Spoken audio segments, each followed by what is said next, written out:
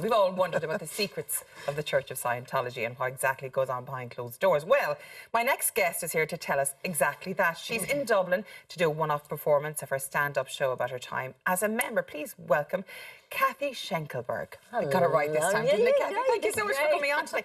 So Scientology, it's one of these things that I didn't really know a huge amount about, but for the rumours in Hollywood, and you see all these documentaries Louis through. But how did you get involved in the Church of Scientology in the first place? Oh, I lived in Chicago. I was raised Catholic, but I'm from Nebraska. But I was in Chicago, and I got introduced to it a couple times. But the third time was by an actress who I liked, and I was interviewing for the Peace Corps, and she said, if you want to find a group that helps mankind, this would be the group for you. And I liked her, and I wanted to contribute and give back and do something different. So I started, I started off with smaller classes and stuff. How does it work? Like, how did you go in and, I mean, I know Catholicism is the dominant religion here in Ireland, so you're baptised, and that's how you get your communion, you get your confirmation, blah, blah, blah. But what way does it work in Scientology? Well, the funny thing is they told me that it's non-denominational, because I was raised Catholic, and I'm 7th of 10 children.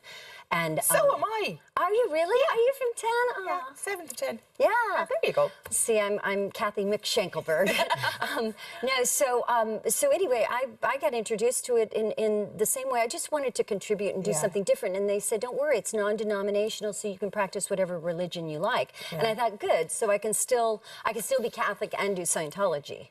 But that's really, the further you get in, the more you find out that's not true, because it's another practice. Yeah. So what does it entail? What are the core beliefs? Well, I'll give you some of the phrases, because this is in your experience. Well, I started off with a smaller course. It was $35, and they tell you what's true for you is true for you. Okay, so what's true for me? So when I question something, I have to read what L. Ron Hubbard wrote. Until I believe it to be true. Now, I would question his viewpoint on homosexuality, on sex, on certain things, and I would actually have to reread and clear my misunderstood words until I understood exactly what he meant. And after you're in a room for 4 hours, you're pretty much like, yeah, whatever, let's go, let's move on. Sounds like waterboard or something. Well, it was waterboarding after a time, but you know what, it was a slow indoctrination, and you know why I'm here is because they opened up a community center. Church of Scientology opened up a community center for the people, and that's really what's happening is they infiltrate, and I was telling, I think it was Rachel, I was telling her that, did you guys see Stranger Things? Yes. Yeah. Okay, so it's not like that big monster thing in Stranger Things, is it? Well, I binge watched the 2nd season, and all I kept thinking is Scientology is the upside down, because it's getting its tentacles. Now, it's saturated in the States. It's been in the UK, it's in Australia. It's been in Ireland for years as well. It's been in Ireland for as long as I can remember being stopped in Abbey Street when I was in college, do this questionnaire, see how you feel. So, I mean, and write this down. So now it's got its tentacles. Now it's at Fur House. Now it just bought a building in Meath. Meath Chronicles did something two days ago. It bought a children's elementary school. They're going to do a rehab center there. You got to understand something, that you go into that community center for their free whatever, you fill out a form, you fill out your address and your email, and you're on a list, and you're in central files. I was telling the guys in the green room, I was at a friend of mine, her house in Pasadena, because I live in Los Angeles. Someone knocked at the door, and it was a woman in a blue uniform who was a staff member of the Church of Scientology. They call them C organization. And she said to Joycey, she said, hey, we haven't seen you. What happened? How can we get you back in? And Joycey said, I left 30 years ago. 30? 30. And they, and I think, what have you guys signed up?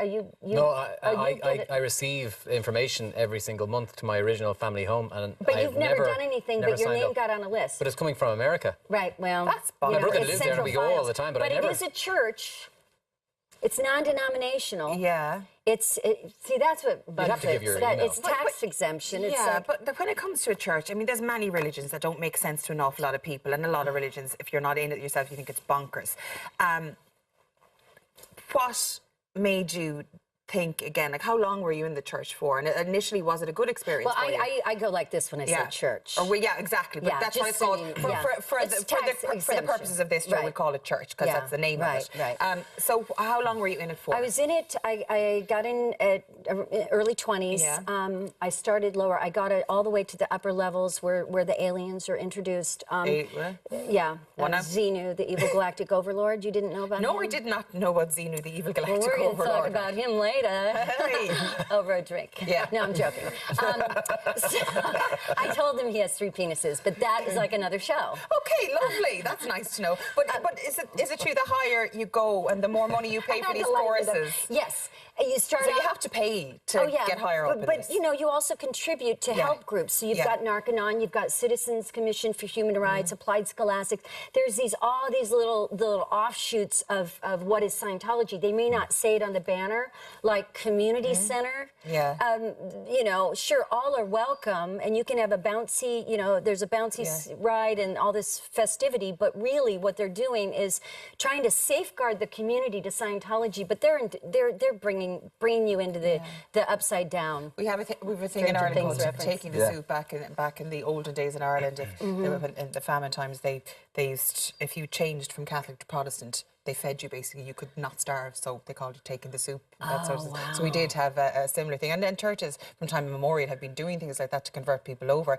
But I want to know, like, what made you decide to leave, though? So I was in 14 and a half years, and it took me another 5 years to get out. But at that moment, I was starting to see how they were redoing. They were asking for more money. I don't want to use a lot of the terminology, and if you see my show, I take you through it in 75 minutes flat. You'll understand it. But basically, my daughter, I was at the Celebrity Center in Hollywood, and I told the staff members, I said, look, she's off limits, don't recruit her. And basically, she got in the car and she said, Mommy, they're trying to take me. And I said, what do you mean? She goes, they want me to sign up for this 9.5. And they wanted her to sign up for Sea Org. Well, she'd have to be 8. She says I have to be 18, but if I gave her the signature, she could. And I said, yeah, you know what, I'm done. Yeah. And I was already broke. I was making so much money doing voiceover, and I had a little TV show in Chicago, so I was very successful. And all of that work started drying up, and I had spent all total $983,000 in the church on just under 2 decades. In doing courses to get to another and I also level. Contributed to a group called Superpower. I donated to New Civilization. But here's the deal.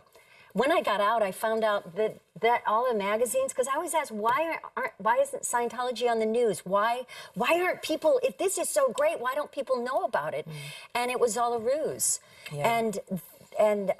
So anyway, so I started, I left quietly, tried to get some money back. I'm still owed money, but I don't want to spend another moment of my life. You know, I already have, what do you call it? You know, PTSD, I'm not trying to downgrade. PTSD could be from a war or a car accident or from a really bad awful experience. So when I heard that they were infiltrating Ireland, I got my credit card out, bought a ticket, bought some lights, and I'm doing it at the Real Fur House on Ballycullen Drive. Drive. Yeah.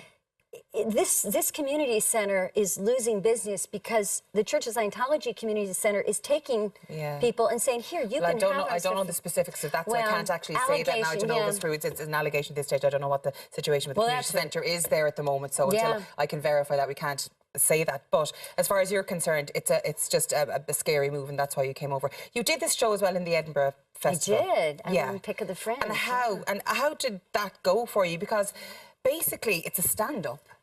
Well, it's not a stand-up comedy. It's a theatrical piece. I'm a musical theater actress, so I wrote a series of vignettes. But it's just you. It's just me on stage. I talk about growing up in Nebraska from a family of 10. I talk about, I do an auditing session. People that see the show say, you know, you didn't bash, you don't bash Scientology. This we've heard a lot more. I mean, what's her name? Leah Remini. Leah Remini. I mean, she's from those we see in the news all time at the moment on Netflix. Louis Theroux's documentaries. They film everything. Like, it does sound from the outside looking in quite terrifying. But this is obviously your concern here. Well, this is my concern here, and I represent the everyman. I'm not a celebrity. I'm not an ex-Sea Org member. I'm a girl from Nebraska who got into Scientology and But they're very focused on celebrity. If you were more famous and richer, do you think they'd have pursued you more to stay in? Oh, when I had money, they loved me. Yeah. They loved me. I was making $375,000 a year doing voiceover. I was very, but I wasn't on TV. Yeah. So and I did the voiceover seminars. I taught, you know, like I ran the seminars at Celebrity Center, and I had to get people signed up for statistics. Well, I've heard a lot of people in Hollywood do it for networking purposes. Is that true? I think now, but see, when I got in, I didn't have internet. No, I didn't know about that. I mean, I knew John Travolta's sister because we did voiceover together. Yeah. I've met John. He's nice. Yeah. I've met other celebrities I have other opinions about. Yeah. But they don't have to. I don't have to like everybody. I didn't care for Tom Cruise. I'm sorry. You know. Everyone's allowed their own opinion, but you came quite closer than most to Tom Cruise. So in 2004, I was brought in to audition. There's a part of the church called the Golden Era Productions, and they do videos to disseminate Scientology to non-Scientologists, or they do training videos. So I went into the room, and I don't have a script, but they asked me my name, where are you from, what level in Scientology are you, and what do you think of Tom Cruise? And like my mother says, you just talk around your foot. She said, before I could even take my foot out of my mouth, I just said, oh, I can't stand that guy. Yeah. And I basically got asked to leave. Yeah. Wow. But then I found out when I went out that it was a friend of mine was auditioning, Brooke. She said, oh, that was an audition to be Tom Cruise's girlfriend. Wow. I said I didn't get the gig. Oh, no. Dash it. That's really... I'm still single. America's bonkers. Do you know that? The more I think about it, you know, they use the celebrities are poster children. I'm sorry. You know, this is my opinion, by the way. My experience is my experience. What is true for me is true for me. They told me that. The greatest good for the greatest dynamics. Yeah.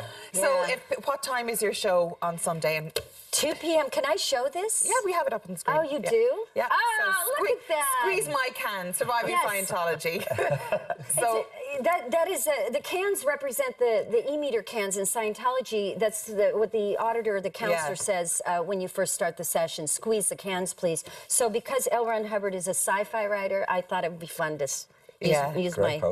use my photoshopped boobies. Are they really yours? Anyway, yeah, no, they are. Anyway, Cathy, thank you so much for joining us on the show today. 2 p.m. 2 p.m. Sunday. It's free. Any proceeds, donations go to charities in the Fur House area that the church hasn't gotten to already. Okay.